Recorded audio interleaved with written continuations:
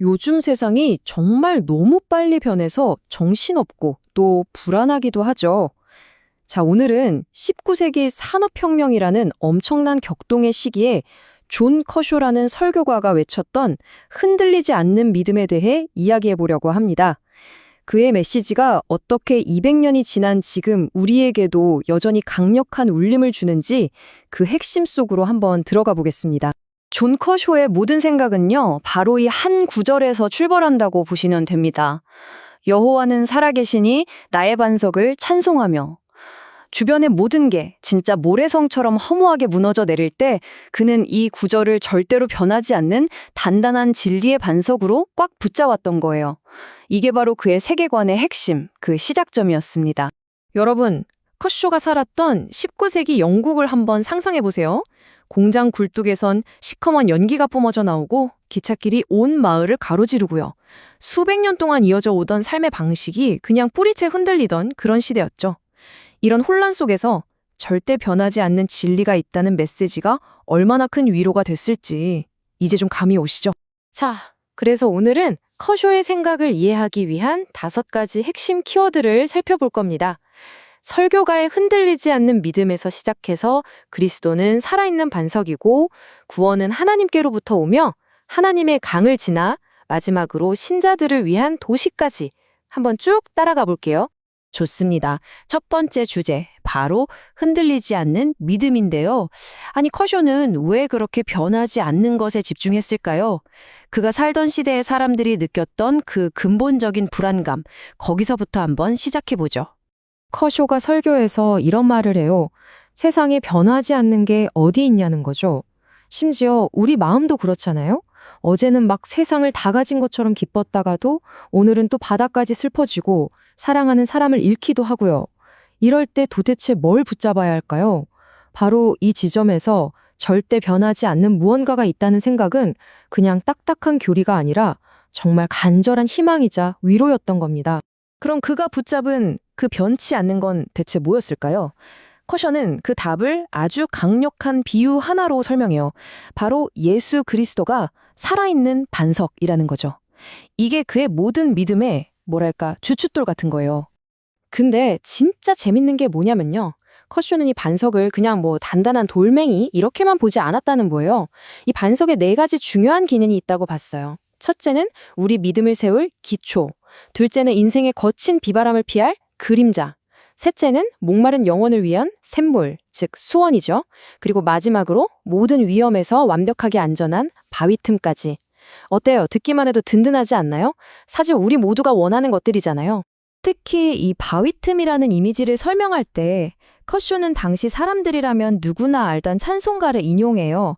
바로 만세반석 열리니 내가 들어갑니다. 이 구절이죠. 이 노래 한 구절만 딱 들어도 반석이 주는 그 안전함이 당시 사람들 마음에 얼마나 깊이 와닿았을지 바로 느껴지죠.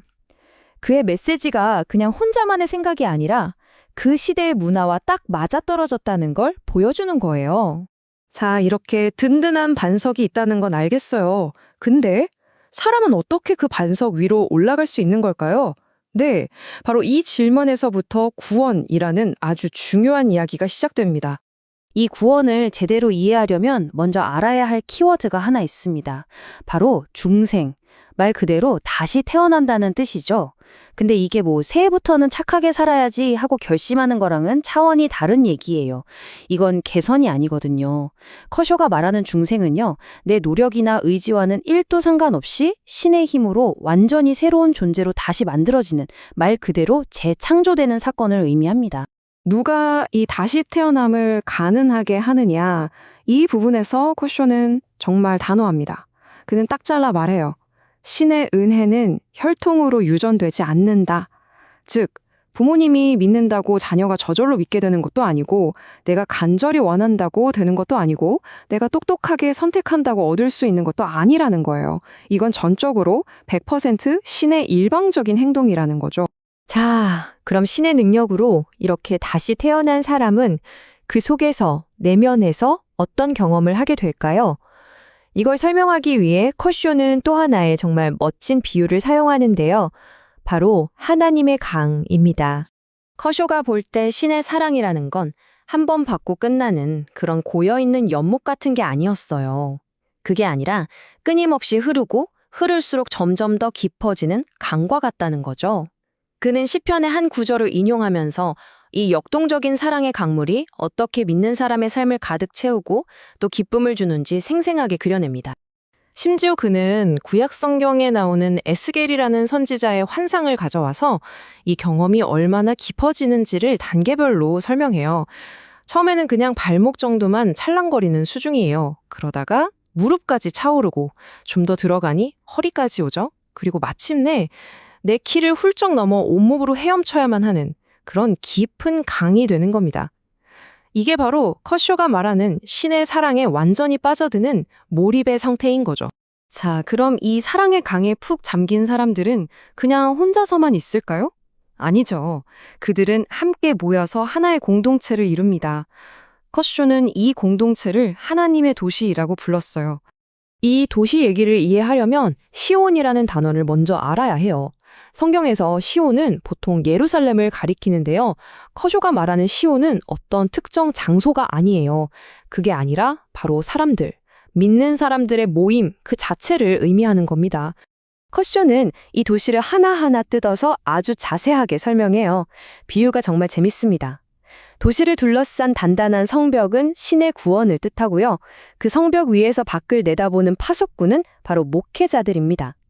이 도시를 다스리는 왕은 물론 예수고요. 그리고 그 안에 사는 시민들은 아까 말했던 신의 능력으로 다시 태어난 바로 그 신자들인 거죠. 어때요? 머릿속에 하나의 완벽한 세계가 그려지지 않으세요? 이 도시 그림을 보면 목회자의 역할이 아주 명확해져요. 그들은 바로 파수꾼이에요. 성벽 위를 계속 걸으면서 외부에서 어떤 위험이 오는지 살피고 시민들에게 경고해 주는 거죠. 그리고 도시 안의 시민들이 이 안전한 구원의 성벽 안에서 길을 잃지 않도록 계속해서 방향을 알려주는 그런 중요한 역할을 맡은 겁니다. 결국 이야기가 이렇게 흘러온 거예요. 한 사람의 마음속을 흐르는 그 깊은 강이든 그 사람들이 모여서 만든 이 거대한 도시든 커쇼가 하고 싶은 말은 결국 하나로 모아집니다. 이 모든 것, 개인과 공동체 전체를 떠받치고 있는 단 하나의 기초, 절대로 흔들리지 않는 그 기초가 바로 예수 그리스도라는 거죠. 자, 정리해보면 존 커쇼가 우리에게 보여준 건 이런 세상이에요. 모든 게 신의 완벽한 계획 안에 있고 우연이란 단 1도 없는 세상. 여기서 마지막으로 한번 생각해 볼 질문이 있습니다. 내 삶에 일어나는 그 어떤 일도 우연이 아니라고 믿는 것. 여러분에게는 이게 어떻게 다가오시나요? 이게 과연 우리에게 엄청난 위안일까요? 아니면 혹시 좀 부담스럽게 느껴지시나요? 한번 곰곰이 생각해 보시는 것도 좋을 것 같습니다.